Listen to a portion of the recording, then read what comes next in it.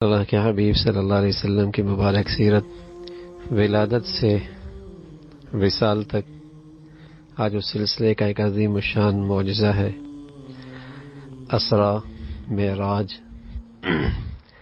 اسرا پیارے رسول صلی اللہ علیہ وسلم کا مسجد حرام سے یعنی مکہ سے مسجد اقصی تک کا سفر ہے،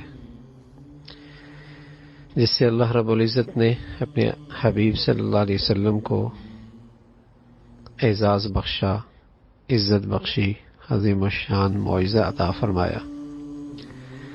اور معراج پھر جو اس سے کہ آگے کا سفر ہے، عالم بالا، مختلف آسمانی طبقات میں آپ کو لے جایا گیا، پھر اتنی بلندی پر پہنچایا گیا جہاں ملائکہ، انسان، جن، غرض تمام مخلوقات کا علم ختم ہو جاتا ہے۔ یہ سب صرف ایک رات میں ہوا۔ یہ سب کچھ اسرا بھی، معراج بھی، مکہ سے مسجد اقصی کا سفر اور پھر آسمانی طبقات کا سفر سب ایک دن میں ہوا۔ یہ کب ہوا؟ صحیح بات یہی ہے کہ یہ واقعہ ہجرت سے تقریباً 18 مہینے پہلے پیش آیا، اور سب کا امت کا اس پر اتفاق ہے کہ یہ سفر آپ کا جسم اور روح دونوں کے ساتھ ہوا، جسم اور روح دونوں کے ساتھ، اور یہی آپ کا معجزہ ہے، ورنہ صرف روح کے ساتھ خواب کا سفر تو ہر کوئی کر لیتا ہے۔ آپ علیہ الصلوۃ والسلام کا اعزاز ہی یہی تھا کہ یہ جسم اور روح کے ساتھ یہ عظیم الشان سفر تھا، اور آپ کے معجزات میں یہ ایک نمایاں معجزہ ہے جو اللہ نے آپ کو عطا فرمایا تھا۔ تو آپ علیہ الصلوۃ والسلام مسجد حرام سے مسجد اقصی تک براق کے ذریعے آپ تشریف لے گئے۔ ایک سواری ہے، ایک جانور ہے جو گدھے سے بڑا، خچر سے کچھ چھوٹا تھا، اسے براق کہتے ہیں، اور حد نظر تک اس کا قدم پڑتا تھا۔ آپ مسجد اقصی پہنچے، وہاں آپ نے 2 رکعت نماز پڑھی، پھر جبرائیل نے آپ کے سامنے 2 پیالے پیش کیے، علیہ وسلم نے دودھ اٹھا لیا، جبرائیل نے مبارکباد دی کہ آپ فطرت کی راہ پہ آ گئے، فطرت کی راہ پا گئے۔ پھر آپ کو آسمان کی طرف لے جایا گیا، آپ پہلے، دوسرے، تیسرے، اس طرح تمام آسمانوں پہ تشریف لے گئے۔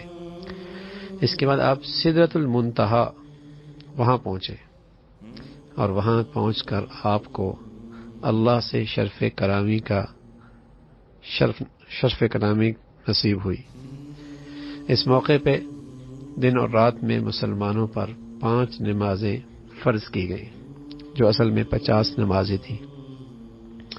پیارے رسول صلی اللہ علیہ وسلم صبح لوگوں کے سامنے جو کچھ دیکھا، بیان کیا، جو سفر میں جو حالات دیکھے، احوال دیکھے، لوگوں کے سامنے بیان کیا، تو مشرکین جو اس دور کے روشن خیال کیا کرتے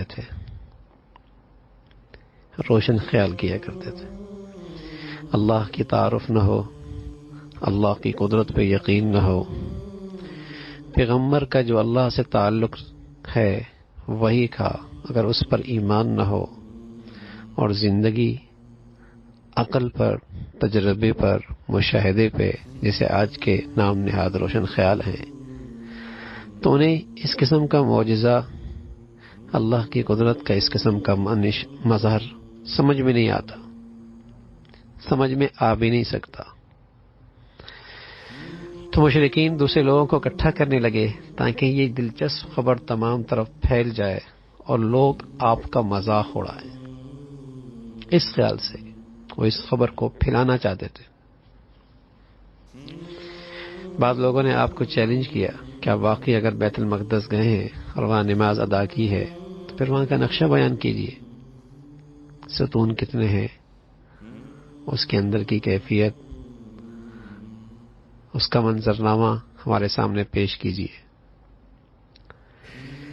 تو رسول اللہ صلی اللہ علیہ وسلم وہاں تشریف لے گئے تو آپ نے ان چیزوں کا خیال نہ کیا کہ ستون کتنے ہیں، اور نہ آپ کو یہ خیال تھا کہ کوئی مجھ سے اس قسم کا سوال کرے گا۔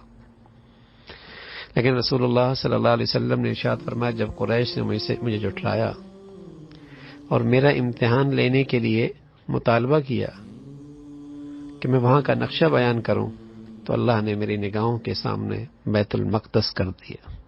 سارے پردے درمیان سے اللہ نے میری نظروں کے سامنے سے ہٹا دیے. اللہ اللہ ہے، اللہ اللہ ہے، اور پوری قدرت اور طاقت کے ساتھ ہے. میں حجرے میں کھڑے ہو کر ان کی نشانی ایک ایک کر کے اس طرح بیان کرنے لگا گویا میں اسے دیکھ رہا ہوں. بعد مشرکین حضرت ابوبکر رضی اللہ تعالیٰ عنہ کے پاس پہنچے اور ان کے سامنے رسول اللہ صلی اللہ علیہ وسلم کی یہ باتیں بیان کی، اور انہیں یہ خیال تھا کہ صدیق بھی ابو بکر بھی اسے ناممکن قرار دے کر جھٹلا دیں گے. لیکن حضرت ابو بکر رضی اللہ تعالیٰ فرمانے لگے اگر یہ بات محمد رسول اللہ نے کہی ہے تو پھر اس نے ضرور سچ کہا ہے. سبحان اللہ. اس لیے کہ اللہ کے نبی صلی اللہ علیہ وسلم پیغمبر ہیں. وہ تو آپ کو پیغمبر مانتے تھے، وہ تو آپ کو رسول مانتے تھے، اور آپ کا اور اللہ سے جو تعلق وہی کا تھا اس پر ایمان تھا. کہنے لگے اگر اللہ کے رسول صلی اللہ علیہ وسلم نے، محمد نے بات کہی ہے صلی اللہ علیہ وسلم نے، تو ضرور سچ کہا ہو. یہ ہے ایمان، یہ ہے ایمان، یہ ہے مسلمانی کہ اللہ کے نبی صلی اللہ علیہ وسلم کا کہا ہوا تو سچ کہا ہے. آج دنیا کیا کہہ رہی ہے، زمانہ کیا کہہ رہا ہے، سائنس کیا کہہ رہی ہے، تجربہ کیا کہہ رہا ہے، مشاہدہ کیا کہہ رہا ہے، سچ وہ ہے جو اللہ کے نبی نے بتایا، حقیقت وہ ہے جو اللہ کے نبی نے کہا. یہی فرق ہے ایمان بالغیب اور مشاہدے اور تجربے پر ایمان کا. یہی فرق ہے. اسی کا نام ایمان ہے، اور یہی دنیا میں آج ایمان نایاب ہوتا چلا جا رہا ہے. حالانکہ ایمان کی پہلی شرط ہی یؤمنون بالغیب ہے. پہلی شرط ہی یؤمنون بالغیب ہے. صدیق فرمانے لگے رضی اللہ تعالی میں تو اس سے بھی مشکل اور بعید چیز پر اس کی تصدیق کرتا ہوں. جس رات یہ واقعہ پیش آیا اس کی صبح جبرائیل امین تشریف لائے، رسول اللہ صلی اللہ علیہ وسلم کو نمازوں کے اوقات بتائے، ان کے ادائیگی کا طریقہ بتایا. نماز کی فرضیت سے پہلے آپ ابراہیم علیہ الصلوۃ والسلام کی طرح 2 رکعت صبح 2 رکعت شام ادا فرماتے تھے. تو یہ آپ کی سیرت کا ایک خاص معجزہ ہے. اس میں ایک اہم نقطہ پیش نظر ہے. تو سچی بات یہ ہے کہ رسول اللہ صلی اللہ علیہ وسلم کی زندگی میں اگر غور کریں تو دیکھیں گے کہ اللہ رب العزت نے آپ کے ہاتھ پر بہت سے معجزات ظاہر کیے جنہیں تسلیم کرنے سے جس کا انکار کی کوئی گنجائش نہیں ہے. اس لیے کہ وہ ایسی صحیح اور متواتر احادیث میں موجود ہیں جو یقین کے درجے میں. مثال کے طور پہ آپ کے مبارک انگلیوں سے پانی کے چشمے جاری ہوئے. اسے امام بخاری رحمۃ اللہ علیہ نے، امام مسلم رحمۃ اللہ علیہ نے، امام مالک رحمۃ اللہ علیہ نے اور دیگر حضرات نے ان احادیث کو اپنی کتابوں میں محفوظ کیا ہے کہ رسول اللہ صلی اللہ علیہ وسلم کی انگلی سے پانی کے چشمے پھوٹ پڑے.